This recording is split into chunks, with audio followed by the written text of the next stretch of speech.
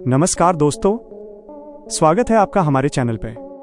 क्या आप भी ड्रीम 11 पर हर बार टीम बनाते हैं लेकिन ग्रैंड लीग में जीत नहीं पाते? क्या आपको समझ नहीं आता कि बाकियों की रैंक 1 क्यों आती है और आपकी क्यों नहीं?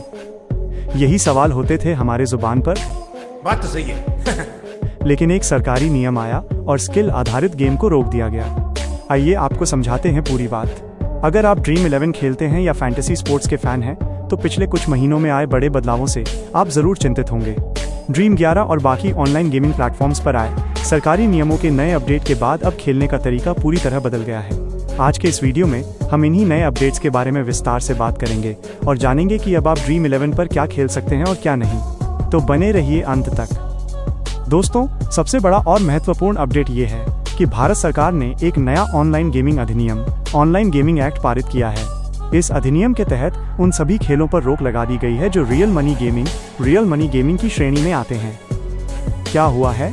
सीधे शब्दों में कहें तो ड्रीम 11 को अपने प्लेटफॉर्म से वे सभी पेड कॉन्टेस्ट्स हटाने पड़े हैं जिनमें आप पैसा लगाकर हिस्सा लेते थे और वास्तविक नकद पुरस्कार कैश प्राइजेस जीतते थे। मकसद क्या है? सरकार का मकसद ऑनलाइन जुए, बेटिंग एंड गैम्बलिंग और इसकी लत को खत्म करना है, खासकर युवाओं को वित्तीय जोखिम से बचाना। परिणाम: इस नियम के चलते ड्रीम 11 ने पैसे से खेलने वाले लगभग सभी बड़े और छोटे कॉन्टेस्ट को फिलहाल के लिए बंद कर दिया है। तो अगर अब पैसे वाले कॉन्टेस्ट बंद हो गए हैं तो ड्रीम 11 पर अभी क्या हो रहा है? अब क्या खेल सकते हैं? ड्रीम 11 ने एक फ्री टू प्ले मॉडल अपना लिया है। इसका मतलब है कि आप अभी भी फैंटेसी टीम बना सकते हैं, कॉन्टेस्ट में भाग ले सकते हैं, लेकिन ये कॉन्टेस्ट अब सिर्फ मनोरंजन और अपने कौशल को परखने के लिए हैं। इनमें आपको नकद पुरस्कार नहीं मिलते हैं। पुरस्कार: कंपनी अब बोनस पॉइंट्स, वाउचर या गैर नकद पुरस्कार नॉन कैश रिवॉर्ड्स दे रही है, न कि सीधे पैसे। वॉलेट बैलेंस का क्या? जिन यूजर्स के ड्रीम 11 वॉलेट में पहले से पैसे थे वे सुरक्षित हैं। कंपनी ने स्पष्ट कर दिया है कि यूजर्स उन पैसों को विड्रॉ सकते हैं, लेकिन आप फिलहाल अपने वॉलेट में न्यू डिपॉजिट नहीं कर सकते। ड्रीमपिक्स और अन्य ऐप्स: ड्रीम 11 ने अपने अन्य रियल मनी प्लेटफॉर्म्स जैसे ड्रीमपिक्स को भी फ्री टू प्ले कर दिया है। इस नए एक्ट के अलावा एक और बड़ा अपडेट है माइनस टैक्स के नियम। पहले क्या था?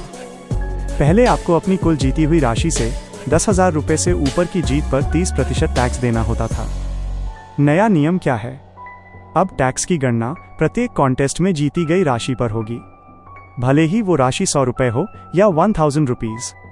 अगर आप किसी कॉन्टेस्ट में जीतते हैं तो उस पर 30% TDS tax deducted at source कटेगा। अगर आपने 1000 रुपये जीता तो 300 रुपये टैक्स कटने के बाद आपके वॉलेट में 700 रुपये आएंगे। ये नियम आपके कुल मुनाफे को कम कर सकता है, इसलिए इसे जानना बहुत जरूरी था। तो दोस्तों, ड्रीम 11 अब फ्री टू प्ले मॉडल पर काम कर रहा है, जहां खेलने का मुख्य उद्देश्य मनोरंजन और कौशल को जानना है। कंपनी का अगला कदम: ड्रीम 11 जैसी कंपनियां अब ई-स्पोर्ट्स, सोशल गेमिंग और यहां तक कि स्टॉक ब्रोकिंग जैसे नए बिजनेस में कदम रख रही हैं। वे भारत सरकार के साथ मिलकर कोई ऐसा समाधान निकालने की भी कोशिश कर रही हैं जिससे कौशल आधारित गेमिंग, स्किल बेस्ड गेमिंग को वैध तरीके से वापस लाया जा सके। चेतावनी: इस समय कोई भी पैसे लगाने वाले ऐप नहीं चल रहे हैं। आप अगर कहीं पैसे लगाते हैं तो ये रिस्क होगा, इसलिए जब कोर्ट का आदेश नहीं आता आप लोग पैसे मत लगाइए। ड्रीम 11 अनबैन को लेकर आने वाली किसी भी झूठी खबर या अवैध बेटिंग प्लेटफॉर्म से दूर रहें। उम्मीद है ये जानकारी आपके लिए उपयोगी रही होगी। अगर आपको कोई सवाल पूछना है तो कमेंट बॉक्स में जरूर बताएं। मिलते हैं अगले वीडियो में। धन्यवाद।